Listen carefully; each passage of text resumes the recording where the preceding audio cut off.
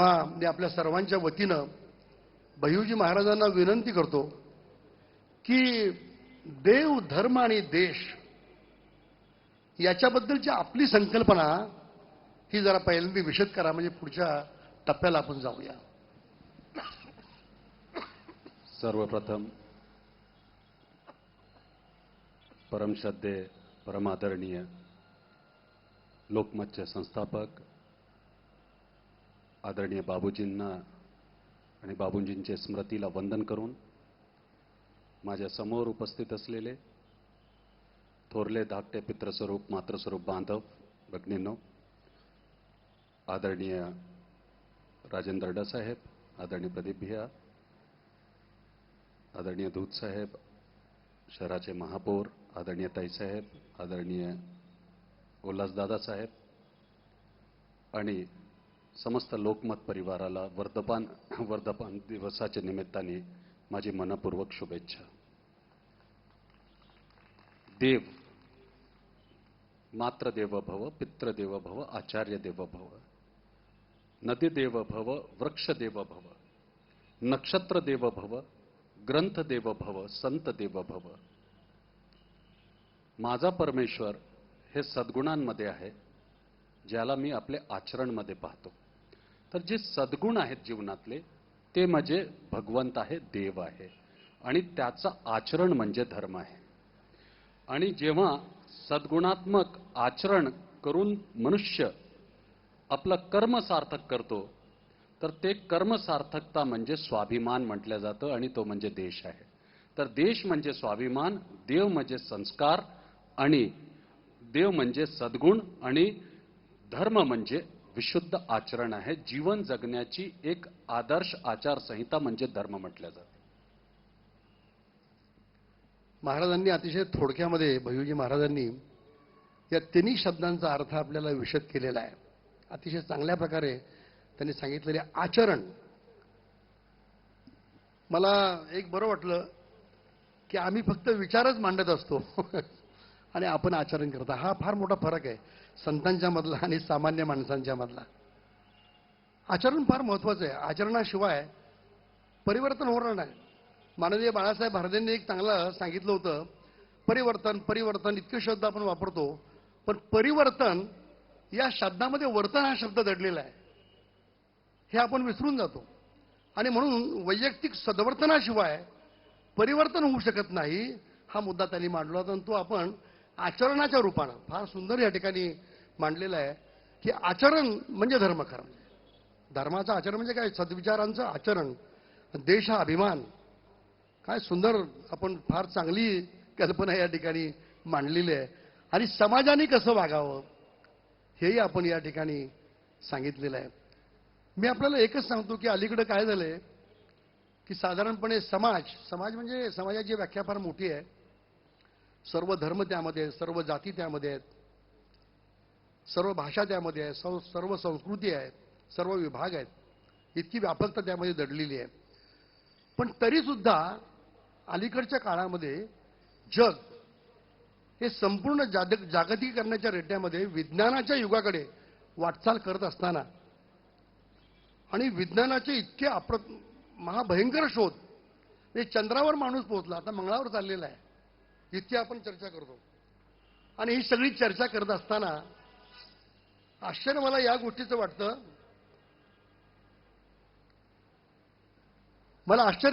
वाटतं, की जग जवळ आलं असं आपण म्हणतो, जग जवळ आलं असं आपण म्हणतो. पण आता त्यांनी सांगितलं ना, मातृदेवो भव, पितृदेवो भव, आचार्य देवो भव, ग्रंथ देवो भव, संत देवो भव. फार सुंदर, म्हणजे देवाचं रूप कुठं कुठं आपल्याला दिसतं हे भैयूजी महाराजांनी अतिशय अप्रतिम सांगितलेलं आहे. पण या विज्ञानाच्या युगामध्ये अहो दूरदर्शनचे 100 चॅनल आपल्या घरात आलेत महाराज. आता अतिथी एखादा आला ना, तर त्याला अतिथी देवो भव म्हणण्याच्या ऐवजी ती आम्हा जर दिसली कलर टीव्हीला, तो लोक म्हणतात हा अतिथी कशाला आला. आजचा काळ विज्ञानाच्या युगामध्ये म्हणजे अतिथी देवो भव, अतिथीकडे देवाच्या रूपानं पाहण्याची भक्ती लोकांच्या मध्ये राहिली का? आईवडिलांना मातृदेवो भव, पितृदेवो भव, त्यांच्याकडे देवाच्या रूपात पाहण्याची आता शक्ती राहिली का लोकांच्यामध्ये, मानसिकता राहिली का? आणि गुरु देवो भव, आचार्य देवो भव, हे तर आणखीनच खूप लांब गेलं. तर याच्यावर आपल्याला मात कशी करता येईल, याच्यावर जर आपण एक प्रकाश टाका थोडासा. खरं म्हटलं तर असं म्हटलं जातं की मनुष्य जीवन हा सर्वश्रेष्ठ आहे.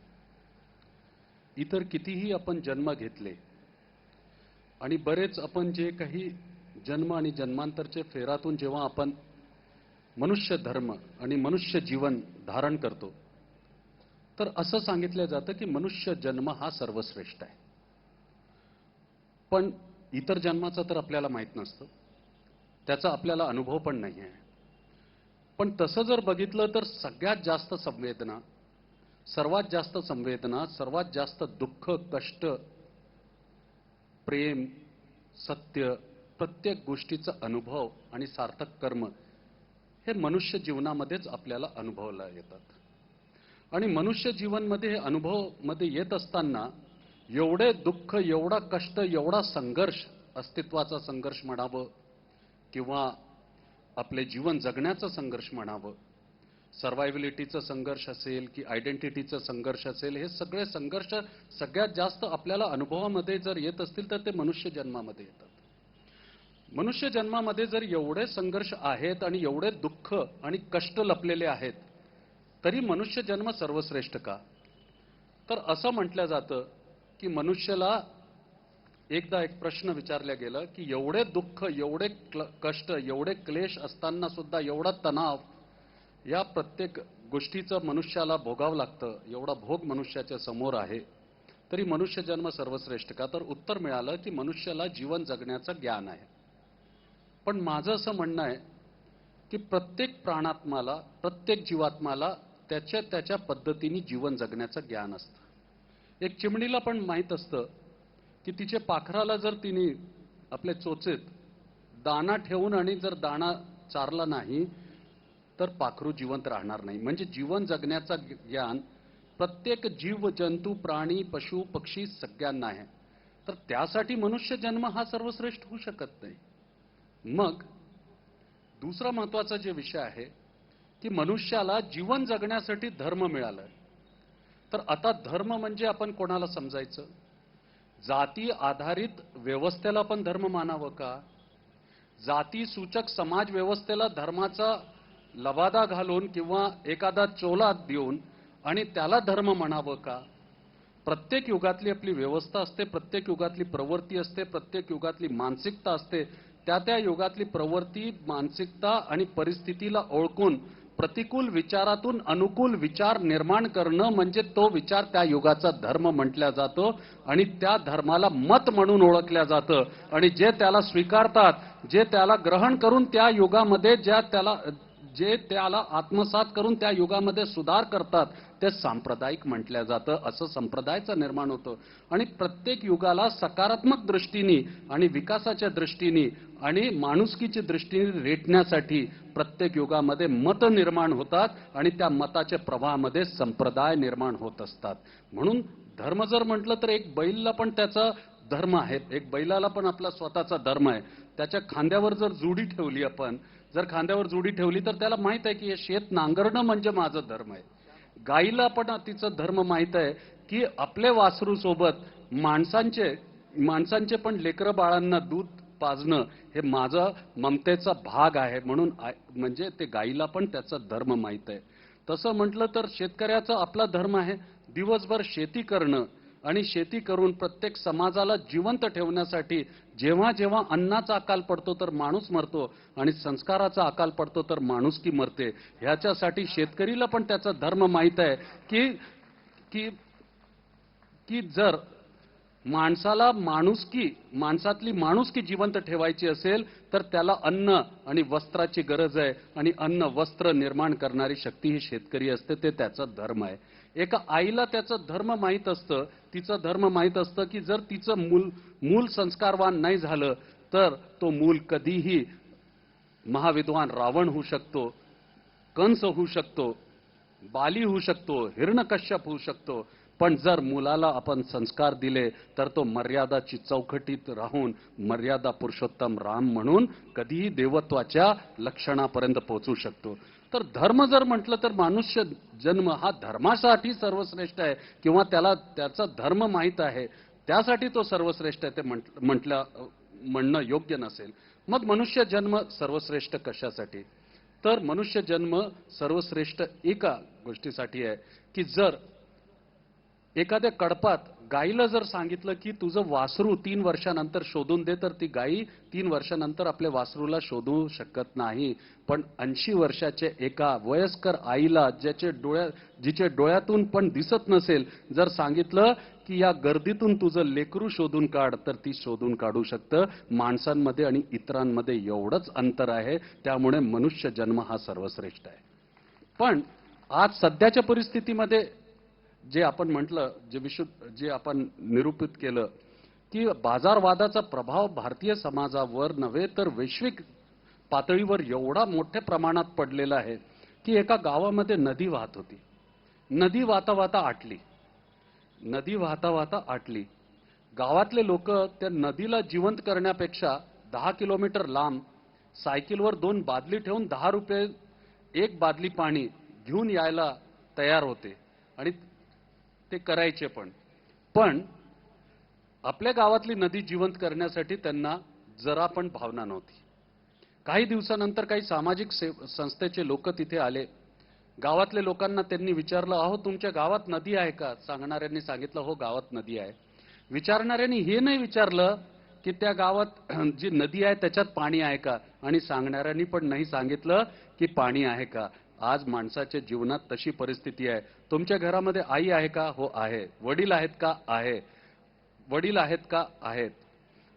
तुमचे भाऊ आहेत का? आहेत. बहिणी आहेत का? आहेत. जसं नदी आहे पण पाणी नाही तसंच आज तुमच्या घरामध्ये आई आहे, वडील आहे, भाऊ आहे, बहीण आहे. म्हणायला नदी आहे तसंच म्हणायला आई वडील आणि भाऊ बहीण सगळे नातेसंबंध आहे.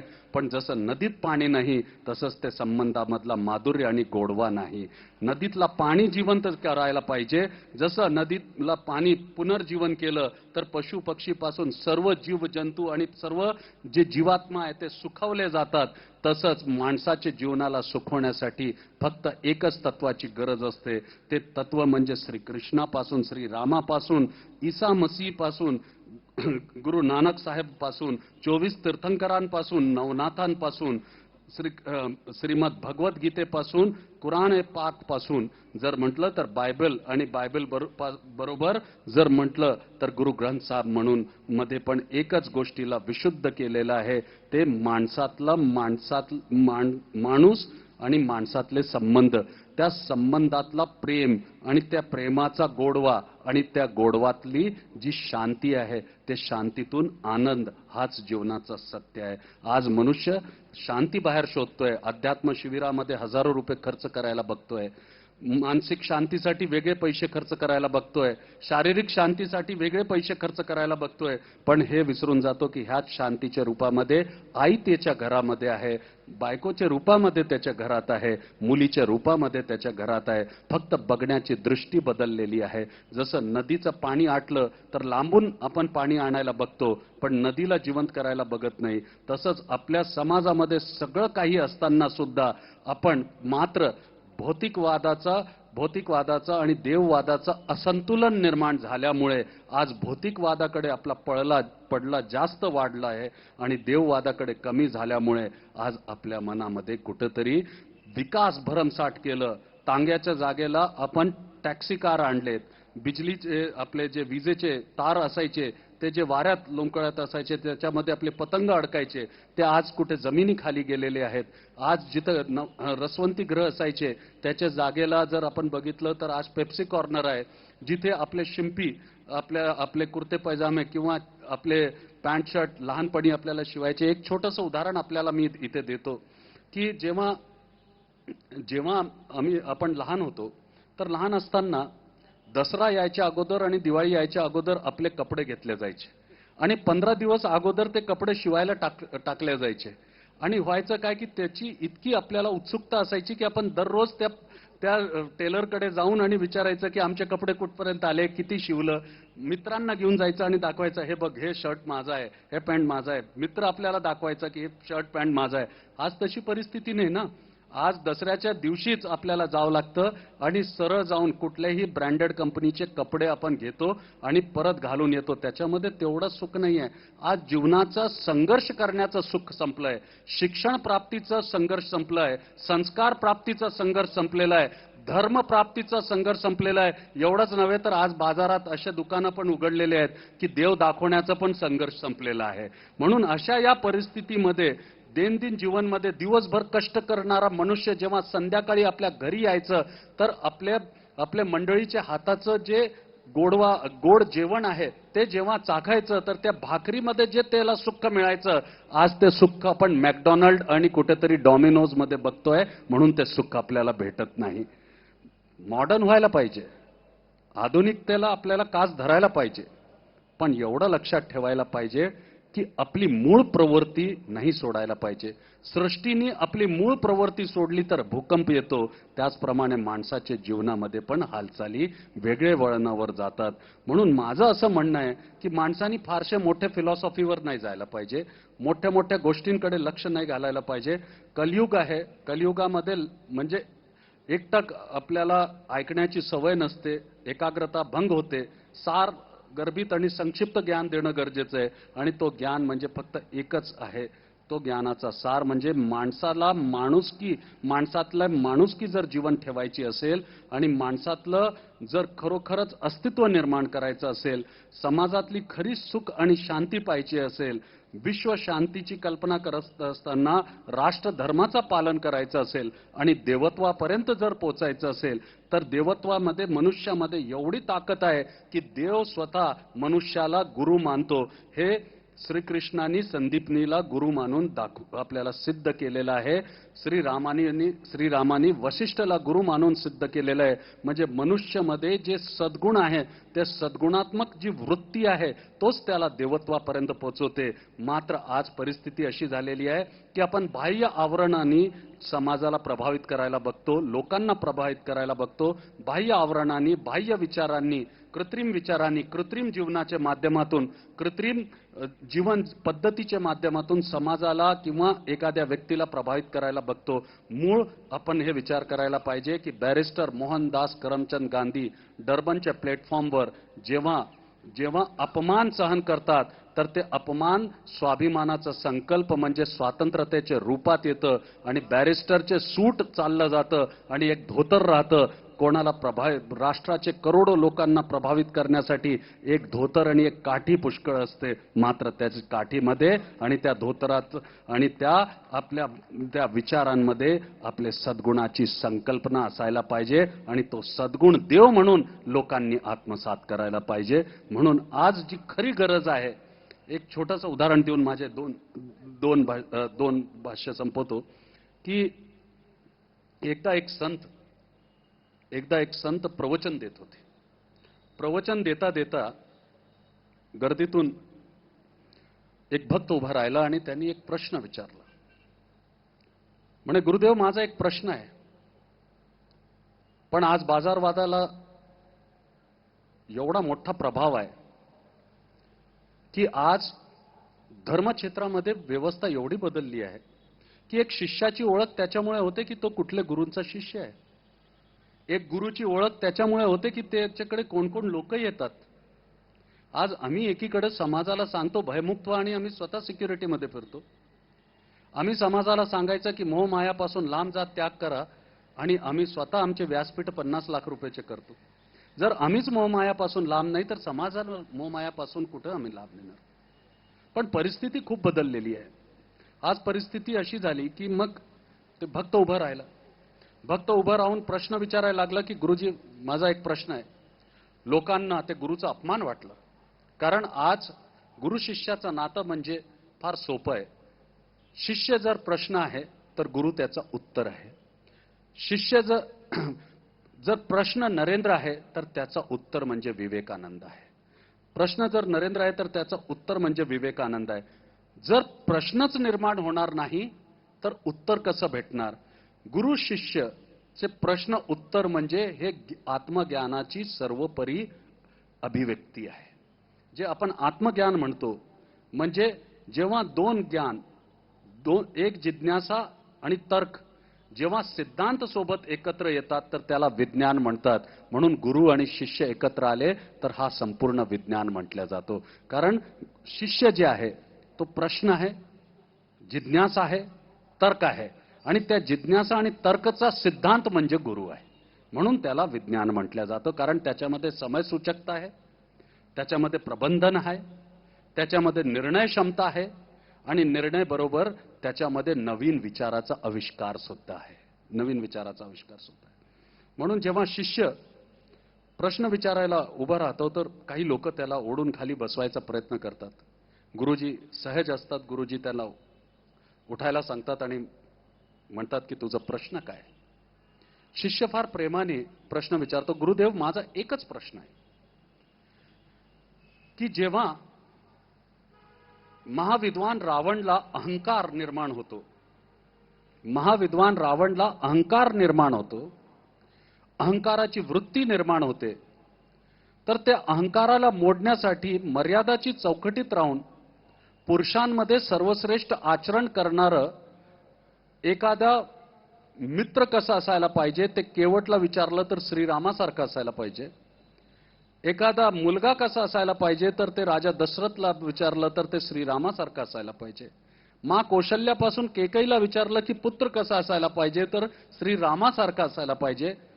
सुग्रीव आणि जाबवंतला विचारलं की मित्र कसं असायला पाहिजे तर ते सांगणार की भगवान श्रीरामासारखा असायला पाहिजे. तर अहंकाराची वृत्तीला जर म्हटलं, ज्ञानाचा अहंकार म्हणजे महाविद्वान रावण आणि ज्ञानाचं आचरण म्हणजे भगवान श्रीराम. ज्ञानाला आचरण, सज्ञानाला आचरणमध्ये आणलं म्हणून श्रीराम भगवान झाले. आणि विद्वत्ता, परम विद्वत्ता असणारं ज्ञानाचा अहंकार घेऊन रावण हा राक्षस झाला. म्हणजे ज्ञानाचा अहंकार माणसाला राक्षस बनवून देतो आणि ज्ञानाचा सदाचरण म्हणजे माणसाला देव बनवून देतो. जर असं म्हटलं तर एका वृत्तीला म्हणजे अहंकारी वृत्तीला मोडण्यासाठी भगवंत अवतार घेऊन येतात आणि मर्यादाची चौकटीत राहून त्याच्या अहंकाराला मोडीत काढतात. कंसाचा अभिमान तोडण्यासाठी श्रीमद भगवद्गीताच्या माध्यमातून श्रीकृष्ण जन्माला येतात आणि दुर्योधन आणि शकुनी सारखे दुष्टांना कसं कर्म प्राधान्य होऊन आणि कर्माच्या माध्यमातून कसं जिंकायचं हे शिकवतात. म्हणजे दुर्योधन आणि शकुनी आणि जयद्रथ सारखी वृत्तीला समाप्त करण्यासाठी भगवंत अवतार घेऊन प्रकट होतात. राजा बालीचे अभिमानाला तोडण्यासाठी, हिरण्यकश्यपच्या अहंकाराला तोडण्यासाठी, म्हणजे एका वृत्तीला संपवण्यासाठी भगवंत एक अवतार घेऊन प्रकट होतात. पण माझा प्रश्न असा आहे की आज तर प्रत्येक गलीमध्ये एक घर सोडून प्रत्येक घरामध्ये रावण आहे, कंस आहे, घरोघरी जन्माला घेऊन राहिले. गल्ली गल्लीमध्ये आणि गल्ली नव्हे तर शहरांमध्ये कितीतरी रावण फिरून राहिलेत, कितीतरी कंस फिरून राहिलेले आहेत, कितीतरी हिरण्यकश्यप फिरून राहिलेले आहेत. तरी भगवंत अवतार का नाही घेत? भगवंतांनी सांगितलं होतं, यदा यदा ही धर्मस्य ग्लानिर्भरती भारत अद्भुत्यानामाश्च धर्मस्य तद्मनायम सृजायनायम. जेव्हा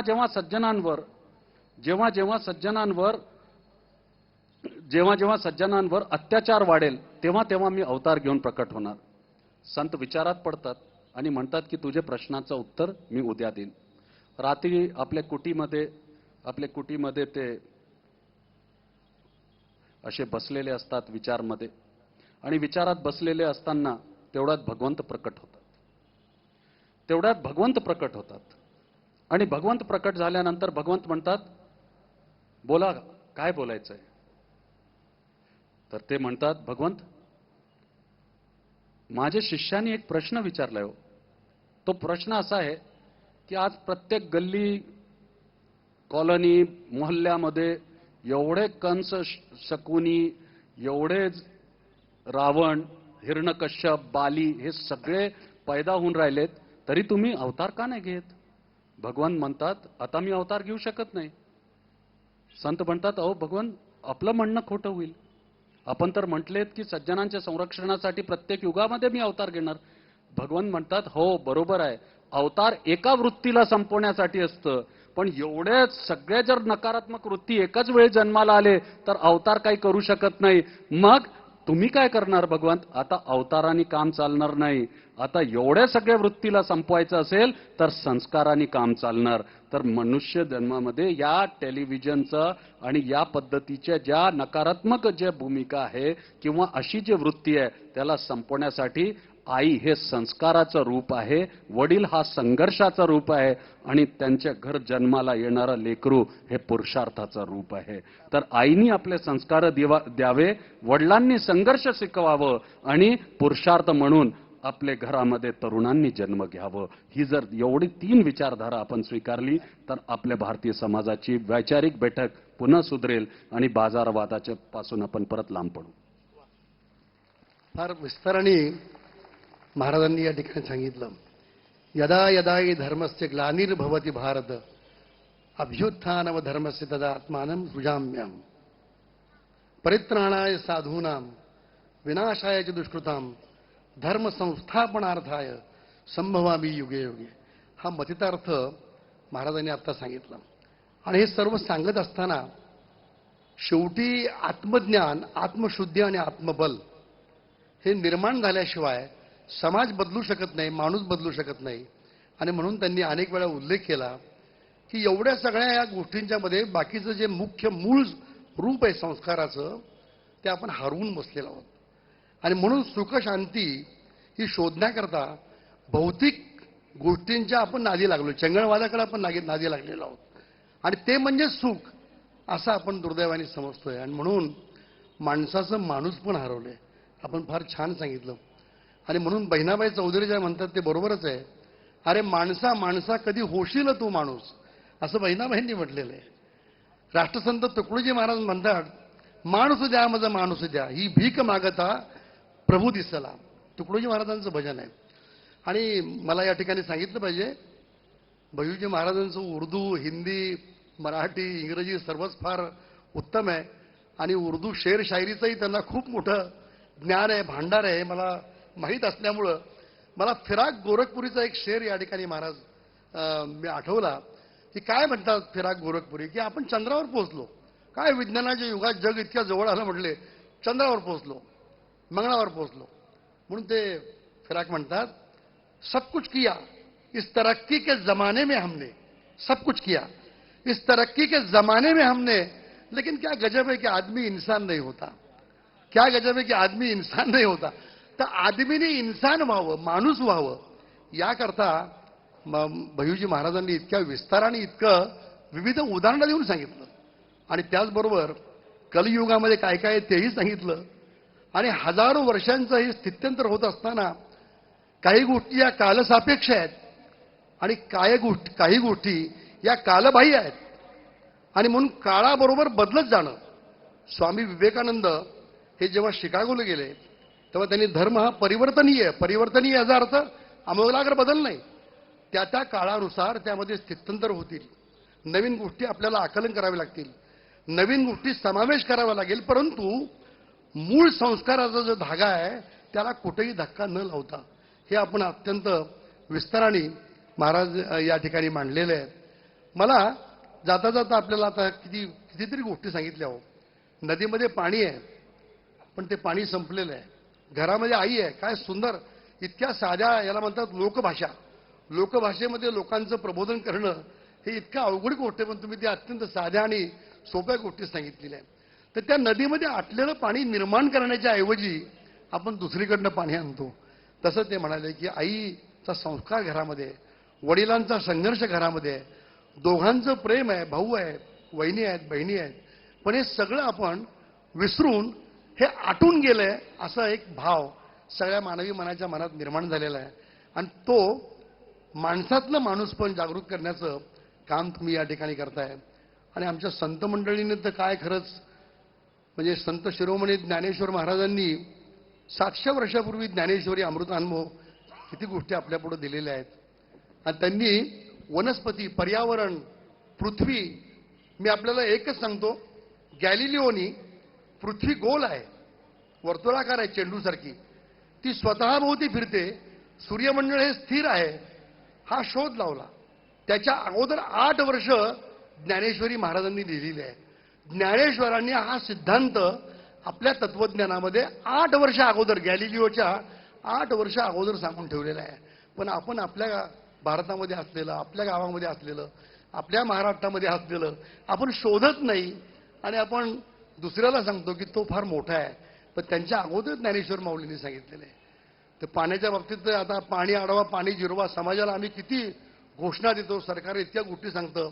पण माऊलीने सांगितलंय नगरेची रचावी, जलाशये निर्मावी. काय सुंदर आहे हो. ज्ञानेश्वर माऊलींनी सांगितले नगरेची रचावी. आता हा शब्द तुम्हाला अवघड वाटेल, पण मी जर टाउन प्लॅनिंग हा शब्द वापरला तुम्हाला लगेच कळेल. कारण टाउन प्लॅनिंग आजच्या काळात मराठी शब्द आहे आणि नगरेची रचावी हा इंग्रजी शब्द आहे. नगरेची रचावी, जलाशये निर्मावी, महावने लावावी नानाविध.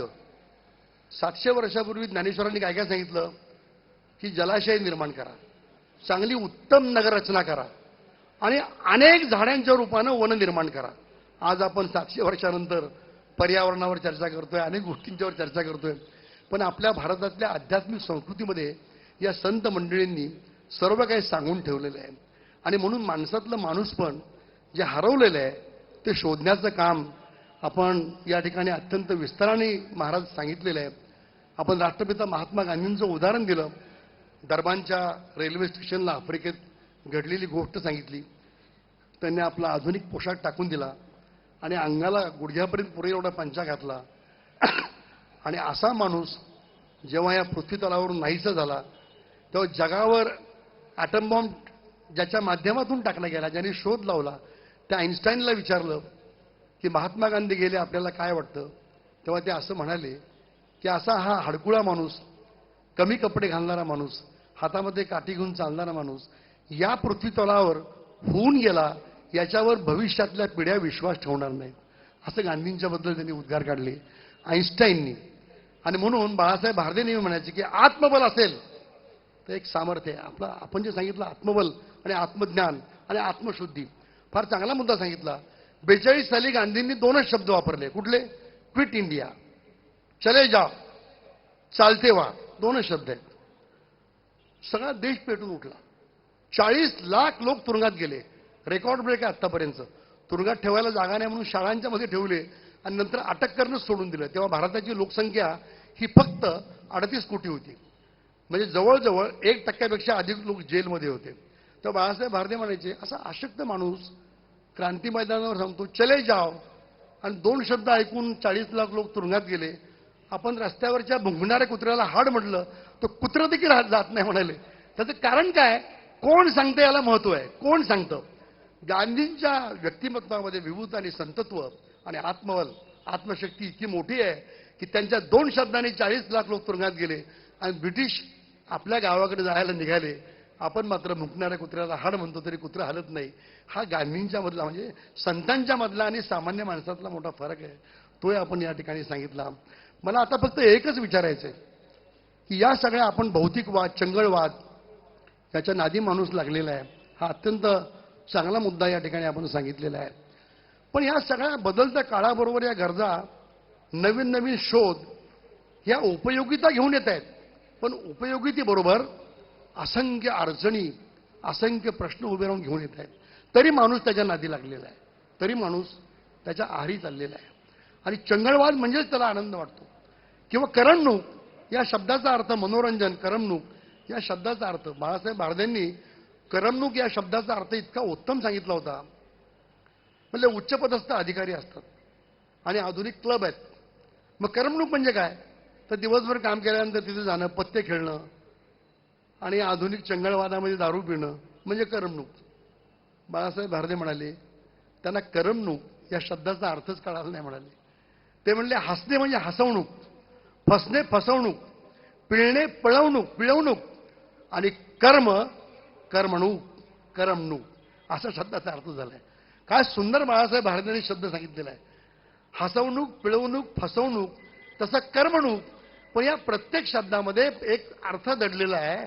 आणि म्हणून कर्मणूक म्हणजे कर्म आणि त्याचं आचरण करणं, कर्म करणं म्हणजे करमणूक. त्यात जो आनंद आहे तो कुठल्याही या चंगळवादामध्ये नाही हा मतितार्थ तुम्ही या ठिकाणी आता सांगितला आहे.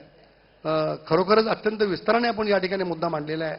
फक्त मला एकच म्हणायचं आहे की हे सर्व समजून उमजून की हा संघर्ष आहे, हा जीवनातलं माझं अंधत्व आहे, हे जीवनामध्ये दुःख देणार आहे, यातना देणार आहे, हे माहीत असूनही माणूस हळूहळू त्याच्या आहारी अधिकाधिक चाललेला आहे.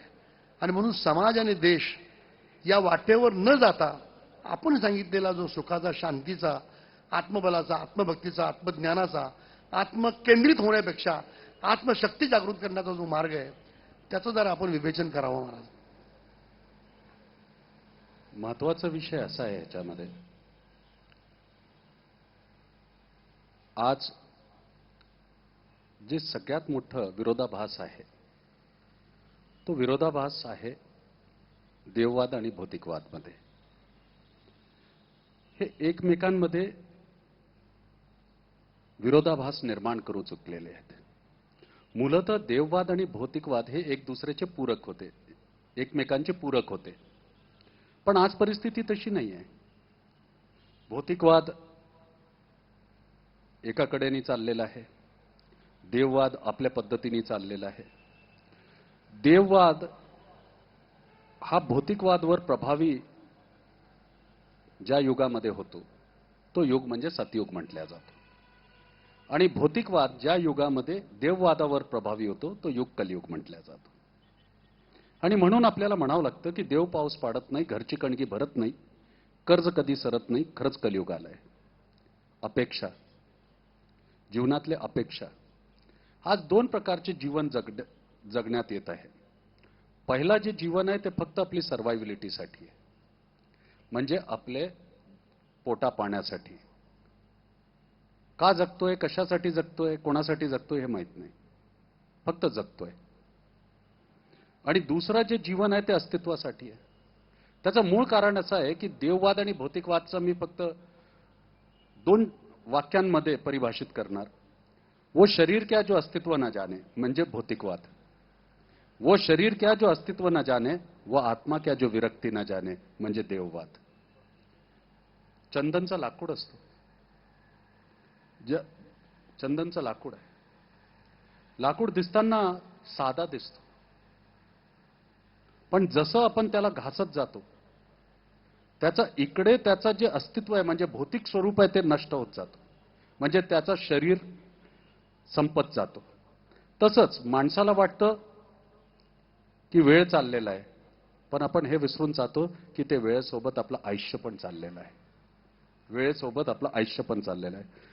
तसंच चंदनाचं असतं. चंदनाचं जे भौतिक स्वरूप आहे, त्याचं जे शरीर आहे, तो जसा विरघळत जातो, म्हणजे जसं कर्म होत जातात, एखाद्या बट्ट्यावर जेव्हा आपण घासतो तर ते जसं जसं विरघळत जातो तसं तसं त्याचा सुवास सगळीकडे दडदडून उठतो.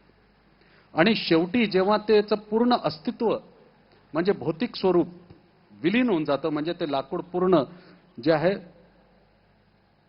लाकूडचं जे स्वरूप आहे ते संपून जातं, तर ते चंदनाच्या रूपामध्ये समोर येतं आणि ते विठोबाच्या कपाळावर आणि श्रीरामाच्या कपाळावर लावल्या जातं. आणि म्हणून मनुष्याचं जीवन तसं असायला पाहिजे की शरीर धर्म असताना त्यांनी एवढे श्रेष्ठ कर्म करायला पाहिजे.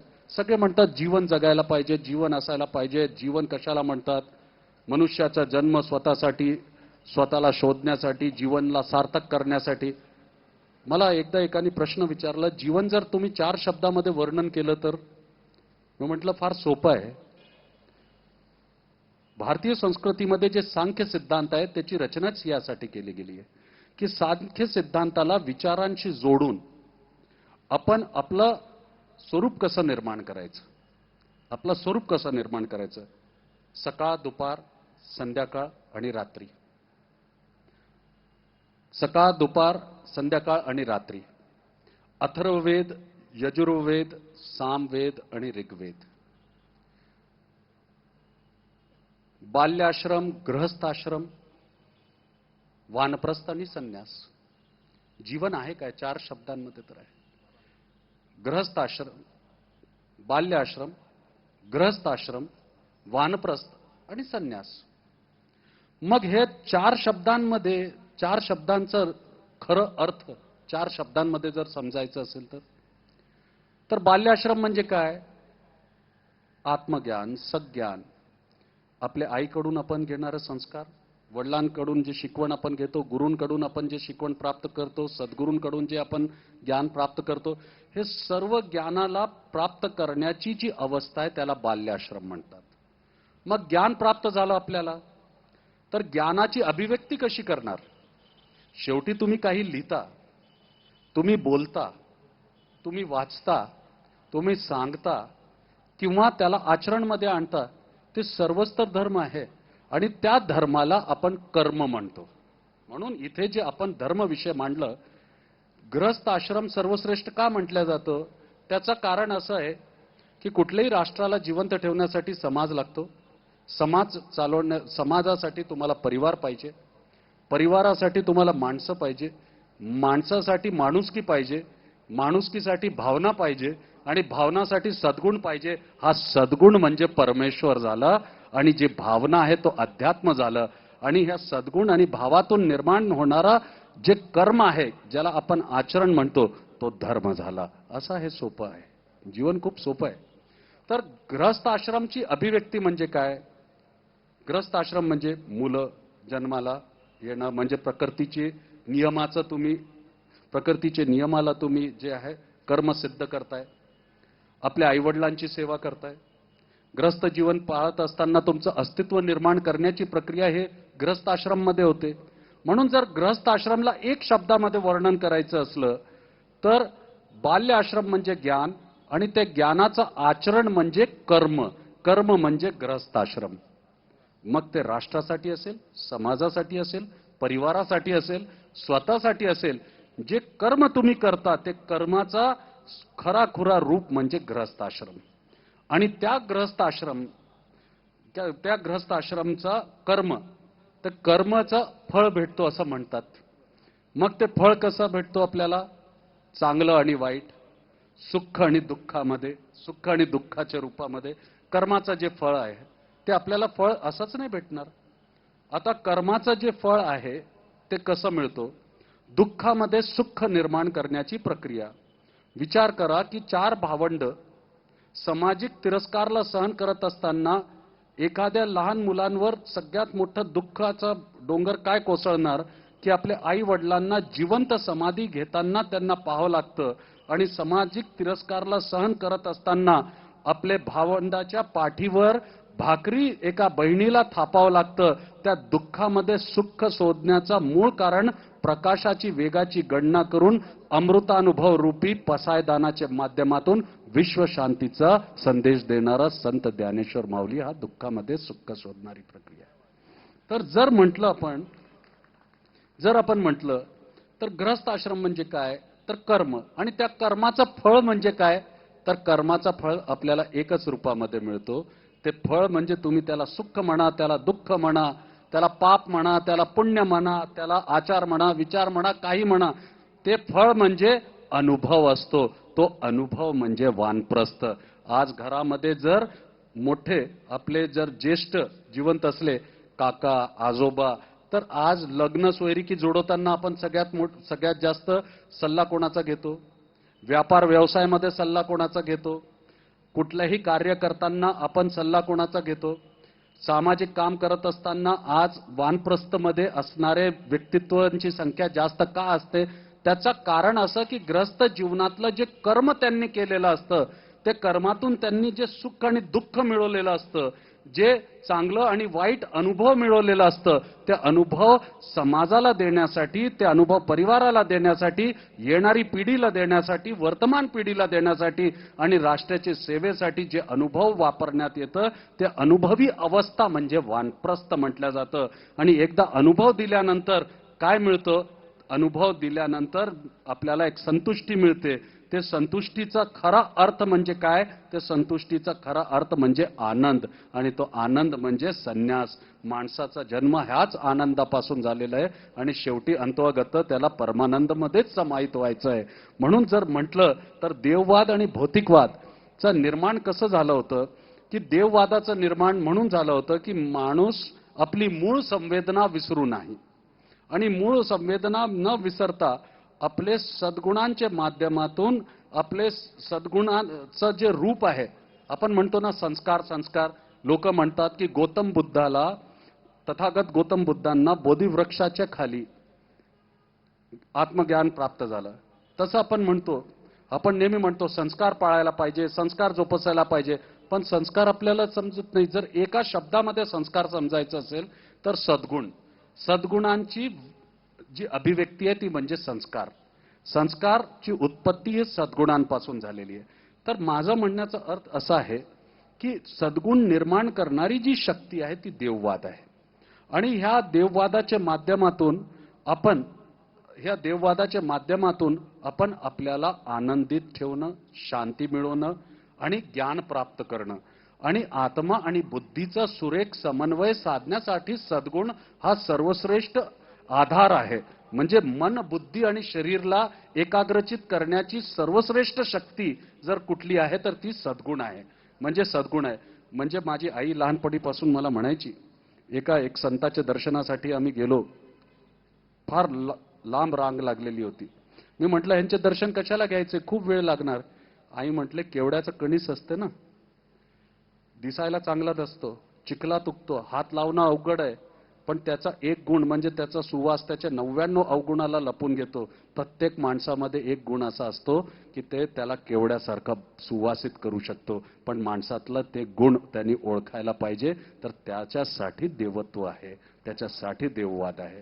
म्हणजे माणसानी त्यातली माणुसकी जिवंत ठेवायला पाहिजे आणि त्यातून त्याचं स्वतःचं अस्तित्व निर्माण करताना, परिवाराची सेवा करून समाजाचं रक्षण करत असताना, समाजाचा विकास करत असताना राष्ट्राचे साठी त्याचं योगदान यायला पाहिजे. म्हणून देवानी देववाद दिलेला आहे.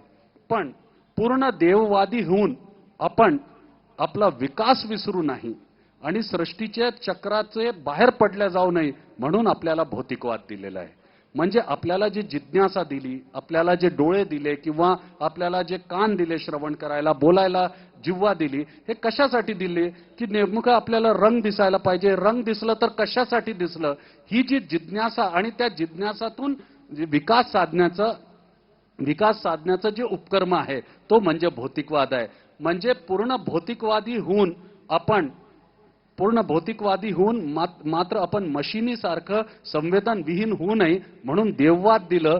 आणि देववादी होऊन आपण आपले कर्तव्य आणि उत्तरदायित्वापासून विसर पडू नये म्हणून भौतिकवाद दिलं. भौतिकवादाला नियंत्रण करण्यासाठी देववाद आहे आणि देववादाला नियंत्रण करण्यासाठी भौतिकवाद आहे. मात्र आज देववादासाठी तुम्हाला चिंतन लागतं आणि आज सध्याच्या काळामध्ये चिंतनाचा पण संघर्ष संपलाय. मनुष्याच्या जीवनातला संघर्ष हा जगण्यासाठी संपलेला आहे.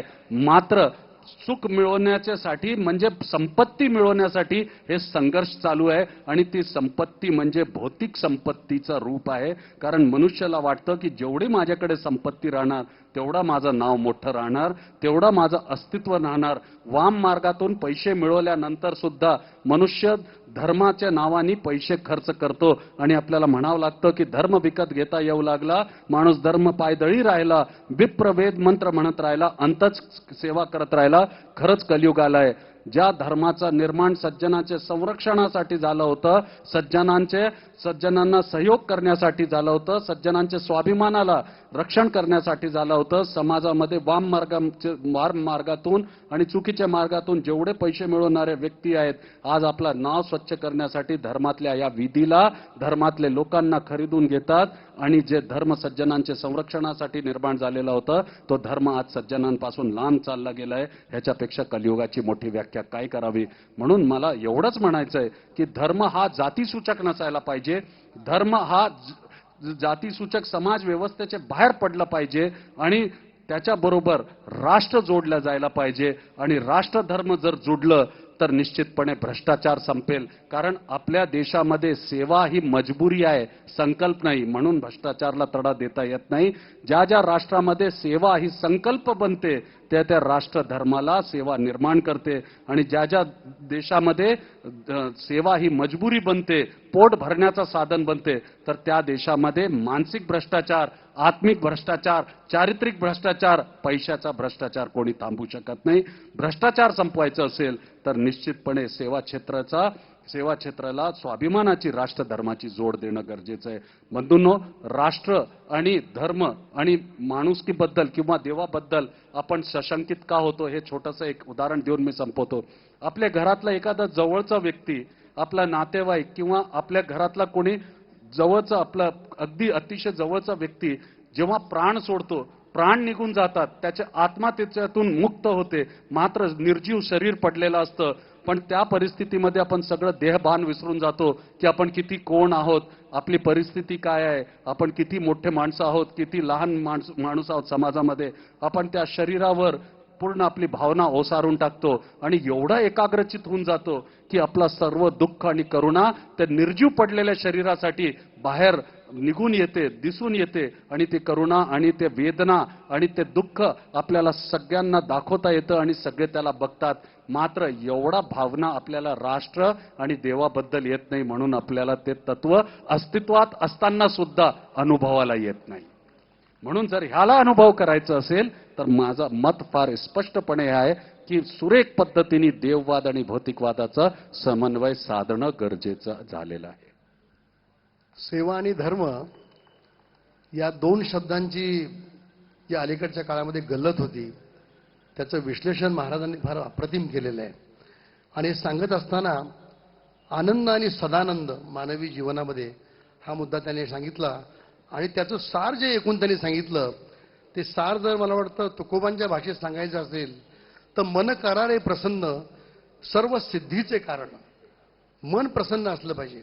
आणि मन प्रसन्न केव्हा होईल तुकोबांनी सांगितलं, त्याचं विवेचन आत्ता महाराजांनी अत्यंत विस्तारित फार सुंदर केलेलं आहे.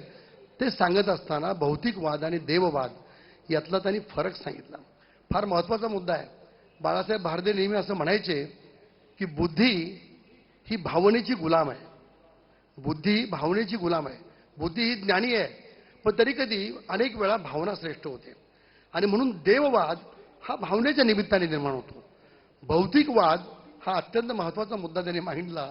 या सगळ्या यंत्रणा आहे, सुख आहे, सगळं आहे, संगणक आहे वगैरे वगैरे, पण त्याच्याही जास्त आहारी माणसाने जाऊ नये म्हणून देववाद. फार चांगला मुद्दा आपण या ठिकाणी सांगितला. जगप्रसिद्ध शास्त्रज्ञ रघुनाथराव माशेलकर हे पुण्यामध्ये एका समारंभात मी व्यासपीठावर त्यांच्या बरोबर मला बसण्याचं भाग्य मिळालं. ते असं म्हणाले की संगणक, कॉम्प्युटर, हे सगळे इंटरनेट, ईमेल, ID या सगळ्या यंत्रणा आता इतक्या गतीने वाढत आहेत की कदाचित भविष्य काळात माणूस निर्बुद्ध होईल असं डॉक्टर रघुनाथराव माशेलकर म्हणाले. कारण मी म्हणालो कुणी ऐकणार नाही, पण रघुनाथराव माशेलकर म्हणाले. फार महत्त्वाचा मुद्दा आहे आणि खरी गोष्ट आहे. तुमच्या आमच्या लहानपणी पाढे आमचे तोंडपाठ होते, कविता तोंडपाठ होत्या. आता 2 अधिक 2 4 इतकं सोपं आहे, पण तरी देखील माणूस त्या बटनावर बघतो, इतकं माहीत असून बघतो तो, इतका त्याच्या नादी लागलेला आहे. आणि म्हणून भौतिकवादाच्या फारसं आहारी जर माणूस गेला तर काय होऊ शकतं याचं चित्र आत्ता महाराजांनी अतिशय उत्तम सांगितलेलं आहे. आणि म्हणून भौतिकवाद आणि देववाद याचं संतुलन धर्माच्या माध्यमातून, समाजाच्या माध्यमातून करावयाचं उत्तम असं विवेचन त्यांनी या ठिकाणी केलेलं आहे. आणि हे सगळं करत असताना बाल्याश्रम, गृहस्थाश्रम, वानप्रस्थाश्रम, संन्यास आश्रम या 4ही आश्रमांचं त्यांनी स्थित्यंतर वेगवेगळी सांगितलेली आहेत. आणि त्या सगळ्यांच्यामध्ये गृहस्थ आश्रमामध्ये कर्मयोगाला अत्यंत महत्त्व आहे. आणि हा कर्मयोग गीतेने सांगितलेला आहे, ज्ञानेश्वरींनी सांगितलेला आहे. आणि कर्मयोगाचं आणखीन एक महत्त्व आहे. विनोबांनी सांगितल्याप्रमाणे कर्माचं फळ मिळतं का नाही हेही आपण या ठिकाणी सांगितलंय. पण कर्म करीत असताना कर्म, अकर्म, विकर्म या सगळ्या टप्प्याटप्प्यांनी ते कर्माकडे आपण बघितलं पाहिजे. विनोबांनी सांगितलंय कर्म हे मी करतो असं जर म्हटलं की संपलं. त्या अकर्माच्या बाबतीत जेव्हा रूपांतरित होईल तेव्हा मी करतो हे निघून जाईल. आणि अकर्माच्या पुढे विकर्म, म्हणजे कर्म, अकर्म आणि विकर्म याच्या पलीकडे आपण गेलो की त्या कर्माचं फळ मिळतं का नाही हे न समजताच फळ आपोआप मिळून जातं. असं महाराजांनी आपल्या कर्तव्य करण्याकरता या ठिकाणी प्रेरणा दिलेली आहे. मला असं वाटतं की त्यांनी देव, देश आणि धर्म याचं सार अतिशय विस्तारित विविध मुद्द्यातून, विविध उदाहरणातून, दृष्टांतातून त्यांनी आपल्यापुढं मांडलेलं आहे.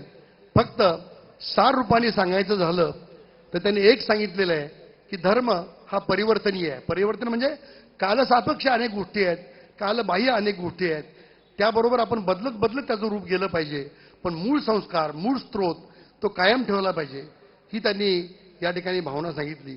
माणसातला माणूस पण या भौतिक वादामुळं, सुखलोलुपतेमुळं, चंगळवादामुळं संपत आलेलं आहे, नष्ट झालेलं आहे. ते होऊ नये म्हणून माणसातलं माणूस पण त्याचं प्रेम, बंधुत्व, भावना या शिल्लक राहिल्या पाहिजेत, हेही त्यांनी या ठिकाणी सांगितलेलं आहे.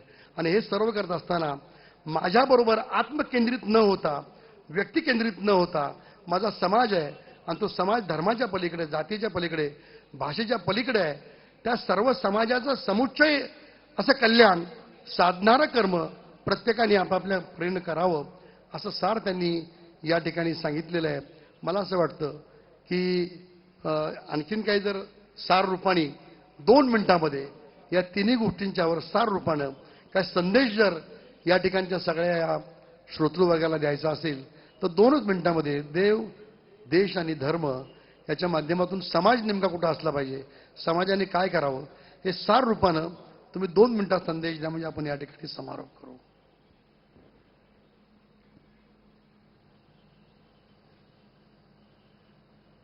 मी ह्याला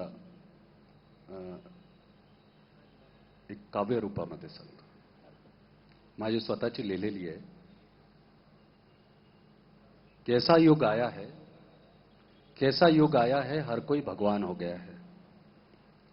कैसा युग आया है, हर कोई भगवान हो गया है.